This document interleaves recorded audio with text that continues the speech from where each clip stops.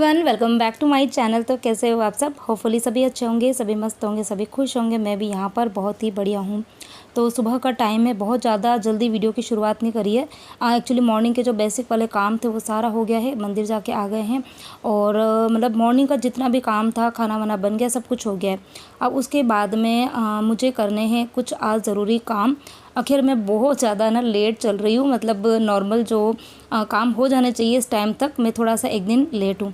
पर कोई बात नहीं, लेट है लेकिन हाँ, काम जो है वो फेस्टिवल के पहले मैं पूरे कर दूँगी। तो सबसे पहले तो कल रात को ही मैंने मेहंदी भिगोई थी। क्या क्या चीज़ें डाली थी सब कुछ आपके साथ में शेयर किया था, फिर भी मैं फटाफट से बता देती हूँ। जो कि मुझे पहली बार देख रहे हैं उनको शायद पता नहीं होगा। तो ये जो मेहंदी है ये मैंने मंगाई थी मीशो से। आधा किलो का पैकेट था, सोजत की मेहंदी थी जो काफ़ी ज़्यादा फेमस है। और साथ में मैंने कुछ और भी चीज़ें मंगाई थी इसमें डालने के लिए। तो 5 पैकेट्स मैंने मंगाए थे। जो मेहंदी भिगोने के पहले डालना है, मतलब डालेंगे तो थोड़ी सी अच्छा रहता है, मतलब बाल जो है वो काफ़ी ज़्यादा सिल्की स्मूथ स्ट्रॉन्ग हो जाता है और एक अच्छा कलर भी आता है। तो आंवला, रीठा, शिकाकाई, भृंगराज और साथ में एक पैकेट और था, उसका शायद मैं नाम मिस कर रही हूँ। जिसने कल वीडियो देखा होगा उनको तो खैर पता ही होगा।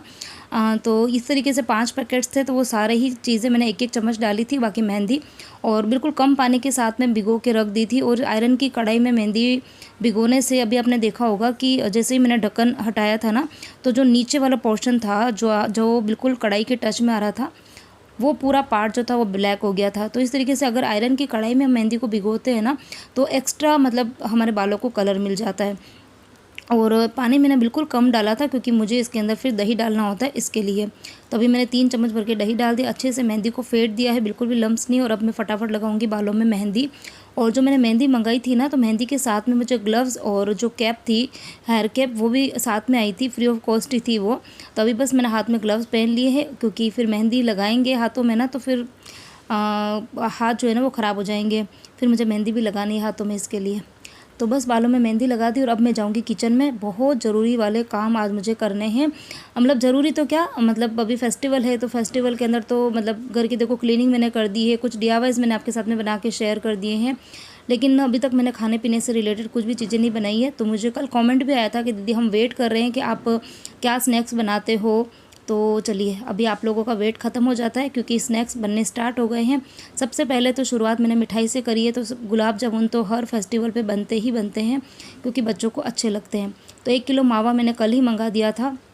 तो 1 किलो मावे के मैंने गुलाब जामुन बनाए हैं। और गुलाब जामुन की रेसिपी आज मैंने डिटेल में आपके साथ शेयर नहीं करी क्योंकि मेरे चैनल पर, मतलब अगर आप मेरे वीडियोस देखते हैं, कभी कभार भी देखते होंगे ना, तो भी आपने गुलाब जामुन की रेसिपी तो ज़रूर देखी होगी।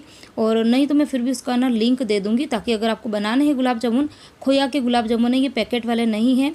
1 किलो खोया जो है वो मैंने मंगाया था और उसके गुलाब जामुन बनाए हैं।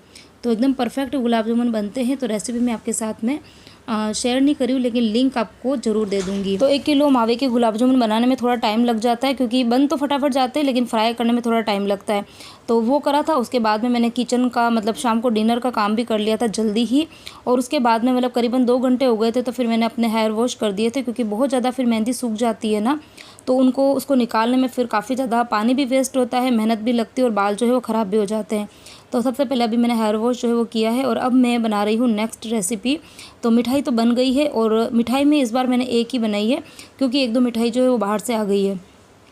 तो अभी अच्छा, ये जो मैं भी चीज़ आपके साथ में 3 रेसिपी जो शेयर करूँगी, ये शायद हर फेस्टिवल पर मेरे घर में बनती ही बनती है। तो सबसे पहला जो मैं बना रही हूँ वो है नमक पारे।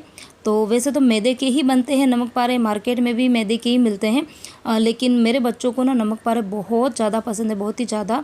तो इसके लिए मैंने सोचा कि अगर मैं पूरा मैदे के बनाऊँगी तो ये बहुत ही ज़्यादा अनहेल्दी हो जाएंगे। तो मैंने आधा मैदा और आधा गेहूं का आटा लिया। तो करीबन 1 किलो है ये टोटल आटा, आधा किलो मैदा और आधा किलो नॉर्मल गेहूं का आटा। और उसके अंदर 1 किलो में करीबन 30 ग्राम जितना नमक डलता है। और चम्मच की अगर नाप से देखेंगे तो करीबन 3 चम्मच, जो खाने वाली चम्मच होती है जिससे कि हम खाना खाते हैं, 3 चम्मच मैंने नमक डाला है। और उसके बाद में अजवाइन डाला था 1 बड़ी चम्मच भर के। फिर आता है मेन जो होता है गाठिए के अंदर, मतलब ये जो नमक पारे होते हैं, मोयन। तो जो हम सब्ज़ी वगैरह हिलाते हैं उसके लिए वो गोल चम्मच होती है ना, जो हम दाल वगैरह में डालते हैं। तो उससे मैंने करीबन 1.5 चम्मच भर के तेल डाला था। और तेल अगर मैं और ज़्यादा डालती थी तो और भी अच्छे होते, लेकिन मैंने उस तेल की जगह इसमें मलाई का यूज़ किया है, क्योंकि मलाई से इस तरह की चीज़ें जो होती है ना वो बहुत ज़्यादा खस्ता बनती है। तो करीबन 1 कटोरी जितनी मैंने फ्रेश मलाई थी, मतलब 2 दिन से मैंने इकट्ठी करी थी, तो वो मलाई मैंने इसके अंदर डाल दी है। तो बस सभी चीज़ें डल गई है और अब इसका जो आटा लगता है वो थोड़ा-सा लगता है टाइट। अच्छा, अभी तक इस टाइम तक बच्चों को पता नहीं था कि मैं बना क्या रही हूँ, उनके दिमाग में यही था कि मम्मी गुलाब जामुन बना रही है।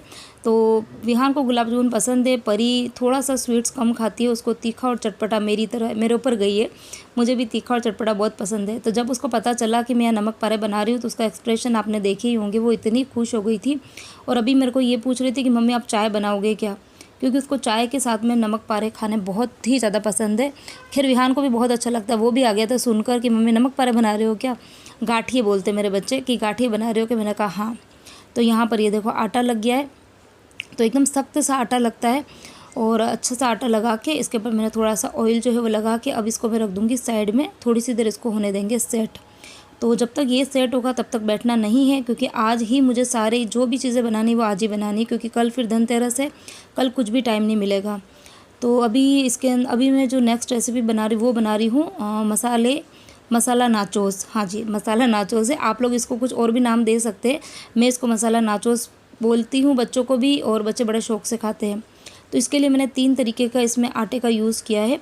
एक पोर्शन है मैदा, एक पोर्शन है गेहूँ का आटा और एक पोर्शन है यहाँ पर बेसन। 3 चीज़ें डाली है, और आप अगर कोई दूसरा आटा भी मिक्स करना चाहते हैं तो आप ज़रूर कर सकते हैं। तो तीनों चीज़ें मैंने बराबर मात्रा में ली है, मतलब टोटल अगर आप नाप से बोलेंगे तो करीबन 700 या 800 ग्राम ये आटा था टोटल। अब उसके अंदर मैंने नमक डाल दिया था, तो 1 किलो में 30 ग्राम डलता है, यानी कि 3 चम्मच। तो ये 1 किलो नहीं है, कम था, तो मैंने इसके अंदर शायद 2 या सवा 2 चम्मच जो था वो नमक डाल दिया था। उसके बाद में अजवाइन तो डलेगा ही डलेगा। हींग मैंने डाला था क्योंकि मैंने बेसन ऐड किया है। और उसके बाद में इसके अंदर मैंने करीबन 12 से 15 हरी मिर्ची और 20-25 करी पत्ते, उसको अच्छे से ग्राइंड कर दिया था मिक्सी में, और वो पेस्ट भी ऐड कर दिया है। थोड़ा सा डाल रही हूँ इसके अंदर करीबन आधी चम्मच जितनी काली मिर्ची। और फिर इसके अंदर थोड़ा अच्छा मुझे कलर भी देना है नाचोस को, तो मैंने इसमें हल्दी पाउडर डाला है, थोड़ा सा लाल मिर्च का पाउडर डाला है, बस इनफ है ये सारी चीज़ें। और उसके बाद में इसमें जो मोयन डलता है वो नमक पारे के कंपैरिजन में कम डलता है, क्योंकि ये थोड़ी सी नाचोस जो होते हैं ना वो थोड़े से कड़क होते हैं, क्रिस्पी होते हैं, अच्छे लगते हैं कड़क क्रिस्पी ही। तो इसमें मैंने मोयन जो था वो नमक पारे के कंपैरिजन में थोड़ा कम डाला था, मतलब 1 चम्मच जितना ही डाला था। तो सभी चीज़ों को अच्छे से मिला देना है। मिलाने के बाद में हाथ में हम मुट्ठी बांधेंगे। अगर अच्छे से मुट्ठी बंध रही है इसका मतलब जो मोयन है वो बिल्कुल परफेक्ट है। और उसके बाद में इसका जो आटा लगेगा वो भी बिल्कुल सख्त आटा ही लगता है। तो जो इस तरीके की चीज़ें होती है, चाहे नमक पारे हो गए या आप नाचोस बना रहे हो या फिर गाठिए बना रहे हो या फिर समोसे कचौरी का आटा लगाते, कचौरी का तो ढीला लगता है लेकिन हाँ समोसे का, तो इनके लिए जो आटा लगता है, मैदा लगता है, वो हमेशा टाइट लगता है, तभी वो अच्छे से खस्ता बनते हैं। तो यहाँ पर आटा लग गया है और अब इसको भी मैं थोड़ा सा तेल लगा के और सेट होने के लिए साइड में रख दूँगी। और अभी जो वो आटा है नमक पारे का ना, वो अच्छे से सेट हो गया, तब मैं फटाफट से नमक पारे बनाने की तैयारी कर दूँगी। तो यहाँ पर कढ़ाई में तेल मैंने पहले ही रख दिया था और एक इतनी अच्छी सी क्लिप मैंने शूट करी थी, मतलब एक पतली सी रोटी बनाई थी प्लेटफॉर्म पर ही, क्योंकि चकले पे बनाऊंगी तो काफ़ी टाइम लग जाएगा, क्योंकि आटा मैंने ज़्यादा लगाया है, 2 तरीके का आटा है और तीसरा नाश्ता भी मुझे बनाना है। तो मैंने बड़ी ही कढ़ाई का यूज़ किया था, 1 किलो जितना तेल मैंने चढ़ाया था फ्राई करने के लिए, और एक बड़ी सी लोई लेके मैंने पूरे ही प्लेटफॉर्म मतलब अच्छे से क्लीन करा था और एक पतली सी रोटी बना के इतने अच्छे से मैंने कटिंग करी थी, लंबी लंबी स्ट्रिप, लेकिन वो पता नहीं क्लिप मेरी कहाँ मिस हो गई है। लेकिन मैं आपको आगे ये जो नाचोस बनाऊंगी ना तो उसमें मैं आपको बता दूंगी कि मैंने किस तरीके से बनाया था। तो यहाँ पर इन गाठियों को स्टार्टिंग में तो गैस की फ्लेम जो थी वो मैंने तेज़ रखी थी, ताकि तेल जो है वो गर्म हो जाए। एकदम धुएंधार गर्म करोगे तो फिर वो बिल्कुल भी अच्छे नहीं बनेंगे। मीडियम हीट ऑयल पर ही इनको फ्राई करना होता है। और उसके बाद में ये देखिए एकदम अच्छे क्रिस्पी और क्रंची से नमक पारे बनकर हो गए हैं रेडी। तो फटाफट से पहले मैं सारे ही नमक पारे जो है वो बनाऊँगी।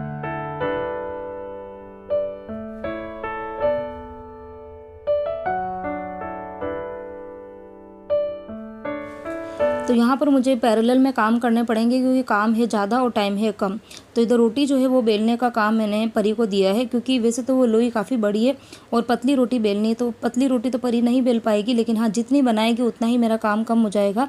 और इधर नमक पारे जो है वो लो फ्लेम पर धीरे धीरे फ्राई होंगे, तब तक मैंने सोचा इधर मैं चिवड़े की तैयारी कर देती हूँ। तो चिवड़े के लिए मैं ये जो नायलॉन वाले पोहे आते हैं ना, बिल्कुल पतले वाले पोहे, वो है लाई थी 1 किलो। तो 1 किलो का तो यूज़ नहीं कर रही हूँ मैं, आधा किलो ही पोहे लिए हैं। अच्छे से पहले मैंने छान दिया था और उसके बाद में बड़ी सी कढ़ाई में 2 चम्मच ऑयल डाला। ये वाला जो चिवड़ा बनता है वो बिल्कुल कम तेल में बनता है और तभी अच्छा लगता है। तो मैंने 2 चम्मच, छोटी चम्मच जो होती है वो डाला था ऑयल, और उसके बाद में जो पोहे थे वो डाल दिए हैं और उसको बिल्कुल लो फ्लेम पर रोस्ट करना है। और करीबन उसको लगेगा 10 से 12 मिनट बिल्कुल लो फ्लेम पर, तभी वो अच्छे से क्रिस्पी से बनेंगे। और जब वो आधे रोस्ट हो जाते हैं तो उसके बाद में मैंने इसके अंदर डाल दिया है थोड़ा सा हल्दी का पाउडर, ताकि एक अच्छा सा कलर आ जाएगा। अगर मैं पहले हल्दी पाउडर डाल देती थी ना तो फिर बहुत ही जल्दी हल्दी जो होती है ना वो नीचे बैठती है और फिर उसका टेस्ट अच्छा नहीं आता है चिवड़े का। तो इसलिए मैंने फिर जब आधे फ्राई ये रोस्ट हुए थे ना उसके बाद में हल्दी का पाउडर डाला था। तो इधर चिवड़ा जो है वो भी बन रहा है और इधर नमक पारे जो है वो भी हो रहे हैं। तो देखिए, थकान तो होती है, बहुत ज़्यादा थकान हो रही है आजकल मेरे को। बीच में एक दिन तो मेरी तबीयत जो थी वो भी ख़राब हो गई थी, क्योंकि काम बहुत ज़्यादा होते हैं, प्लस वीडियो भी बनाने हैं, एडिटिंग करनी है, तो अलग आप पूछो ही मत। लेकिन फिर ऐसा लगता है ना कि मुझे ऐसा लगता है कि घर में जो त्यौहार है ना वो लेडीज़ के बिना तो अधूरे हैं। अगर हम एक्टिव रहेंगे ना और हम सभी चीज़ों को अच्छे से खुशी खुशी से करेंगे ना, तो हमारे साथ में हमारे बच्चे, हमारी फैमिली एंजॉय करती है। तो बस थकान को फिर मैंने साइड में ही रखा था और मैंने सोचा कि थकान जो है वो फिर फेस्टिवल हो जाएंगे उसके बाद में रेस्ट कर लेंगे। लेकिन अभी तो मुझे बहुत अच्छे से काम भी करने हैं, वीडियो भी बनाने हैं और आपके साथ में शेयर भी करने हैं। और आप मेरे फेस मतलब चेहरे की जो खुशी है वो देख सकते हो। थकान इस टाइम पर इतनी ज़्यादा थी कि मेरे पास शब्द भी नहीं है। लेकिन जब गांठे बनकर तैयार हो गए थे और जब मैं आप मतलब डिस्प्ले कर रही थी ना, तब मुझे बड़ी खुशी मिल रही थी। तो ढेर सारे यहाँ पर गांठे बनकर तैयार हो गए हैं। और मुझे ऐसा लगता है कि अगर हम फेस्टिवल्स को एंजॉय करेंगे ना तो फिर हमारे बच्चे भी करेंगे। बाकी आजकल के जो बच्चे हैं आपको पता ही है, बहुत ज़्यादा उनके अंदर मतलब वो उमंग नहीं होती जितनी हमारे अंदर होती थी ना। हम छोटे थे तो बहुत हम खुश हो जाते थे, कोई फेस्टिवल आते थे ना तो बहुत इतने इन्वॉल्व होते थे हर काम में। मतलब मम्मी कुछ भी काम करती थी, तो चाहे क्लीनिंग का काम हो, चाहे घर में कुछ भी खाना वगैरह बन रहा है, नाश्ता बन रहा है। लेकिन आजकल के बच्चों में वो उतनी ज़्यादा होती नहीं है मतलब। लेकिन ये कि आप अगर उन काम करोगे ना तो बच्चे जो है वो थोड़ा बहुत तो इन्वॉल्व होंगे ही होंगे, कम से कम देखेंगे तो है। तो इसीलिए फिर मैं पूरी कोशिश करती हूँ कि चाहे तबीयत ठीक हो ना हो या फिर कितनी भी बिज़ी हूँ, लेकिन हर एक चीज़ को चाहे लेट करती हूँ लेकिन करती ज़रूर हूँ। तो ये यहाँ पर नमक पारे तो बन गए थे और नेक्स्ट मैं यहाँ पर नाचोस जो है वो फ्राई कर रही हूँ। किस तरीके से मैंने बेला था वो आपने भी देख ही लिया होगा। और ये जो नाचोस मतलब फ्राई होते हैं वो बिल्कुल लो फ्लेम पर होते हैं, मतलब बिल्कुल भी गैस की आंच तेज़ नहीं करनी है, बिल्कुल लो फ्लेम पर ये फ्राई होंगे और तभी ये एकदम कुरकुरे से बनेंगे। नाचोस हमेशा कड़क ही अच्छे लगते हैं। तो करीबन एक बैच को फ्राई होने में लगता है 7 से 8। तो ये देखिए नाचोस का एक बैच जो है वो फ्राई हो गया है, बहुत ही अच्छा कलर आया है और खाने में बहुत ही ज़्यादा अच्छे लगते हैं। मतलब त्यौहार पर क्या होता है, हम सब मीठी मीठी चीज़ें बनाते हैं ना, तो थोड़ा सा तीखा जो है वो भी अगर आता है मुंह में खाने में तो अच्छा लगता है। तो इसीलिए मैं हमेशा हर फेस्टिवल पर कुछ भी मीठा बनाती हूँ या फिर शक्करपारे या कुछ भी बनाती हूँ तो मैं ये चिवड़ा और ये जो नाचोस है ना ये मैं ज़रूर बनाती हूँ, तो अच्छा लगता है खाने में। और इधर यहाँ पर ये देखो पोहे थे वो भी अच्छे से रोस्ट हो गए थे और सेम कढ़ाई में मैंने थोड़े से मुरमुरे जो थे वो कड़ी पत्ता डालकर इनको भी अच्छे से रोस्ट कर लिया था। और यहाँ पर जितने भी नाचोस थे वो भी बनकर तैयार हो गए थे। वीडियो देखने में आपको हर चीज़ बहुत ईजी लग रहा है फटाफट चीज़ें बनती जा रही है, लेकिन मुझे करीबन 7 से 8 घंटे लगे थे, क्योंकि बीच बीच में दूसरे भी काम करने होते हैं तो उनमें भी लग जाते हैं, फिर ये भी काम करते रहते हैं, तो बहुत टाइम लग गया था। क्योंकि सारे ही जितने भी स्नैक्स थे वो सब मैंने एक ही दिन में बनाए थे, प्लस मैंने मिठाई जो थी वो भी उसी दिन बनाई थी। और बाकी रूटीन के जो काम है वो तो खैर है ही है, फेस्टिवल पे जो एक्स्ट्रा काम रहते वो भी थे। तो थोड़े से मैंने मूंगफली के जो दाने थे वो भी फ्राई कर दिए थे तेल में, और साथ में मैंने सोचा थोड़ी सी बादाम जो है वो भी डाल देते हैं तो अच्छा लगेगा, खाने में भी अच्छा लगेगा और दिखने में भी अच्छा लगता है। तो एक कटोरी बादाम ली थी, 1 कटोरी पीनट्स लिए थे, उनको फ्राई करके डाल दिए हैं। अब इसके अंदर डलेगा एक स्पेशल सा मसाला, क्योंकि चिवड़े के अंदर मसाला अगर डालेंगे तभी उसका अच्छा टेस्ट आता है। तो मसाले के लिए मैंने करीबन 3 चम्मच शुगर डाली है। तो ये जो चिवड़ा बनेगा वो खट्टा और मीठा बनेगा, इसके लिए मैंने इसमें शुगर डाली है, नमक डाला है टेस्ट के अकॉर्डिंग। और फिर इसके अंदर मैं डालूँगी थोड़ा सा अपना लाल मिर्च का पाउडर, हल्का सा चटपटा भी बनाना है इसलिए मैंने लाल मिर्च का पाउडर डाला है। और उसके बाद में डालेंगे खटाई के लिए अमचूर का पाउडर, तकरीबन 1.5 चम्मच मैंने इसमें डाला है अमचूर का पाउडर। दैट्स इट, सभी चीज़ें डल गई है। इसको अच्छे से हम मतलब ग्राइंड कर दिया, मैंने फाइन सा पाउडर बना दिया है। अब इस चिवड़े के अंदर हम थोड़ा थोड़ा सा डालते जाएंगे और अच्छे से शेक करेंगे, मतलब बिल्कुल हल्के हल्के हाथों से हिलाना है, क्योंकि जो हम इसके अंदर हमने जो वो नायलॉन वाले पोहे ऐड किए ना वो बहुत ज़्यादा डेलिकेट होते हैं।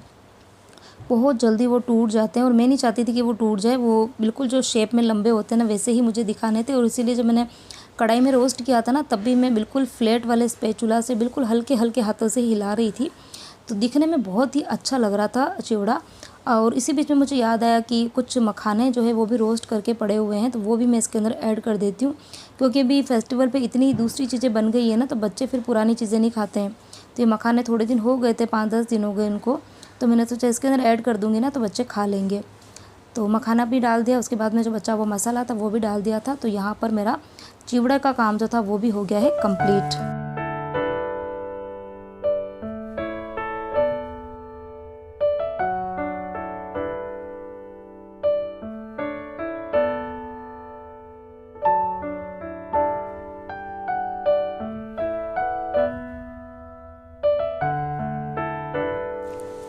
तो यहाँ पर दिवाली स्पेशल सारे ही स्नैक्स और स्वीट्स बनकर हो गई है रेडी।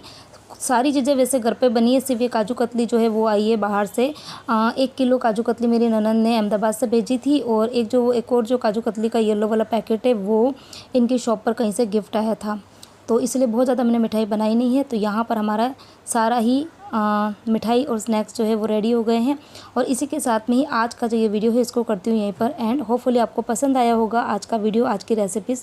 कुछ भी अच्छा लगा हो तो प्लीज़ वीडियो को लाइक करना, शेयर करना, कमेंट ज़रूर करना, और चैनल को सब्सक्राइब नहीं किया तो ज़रूर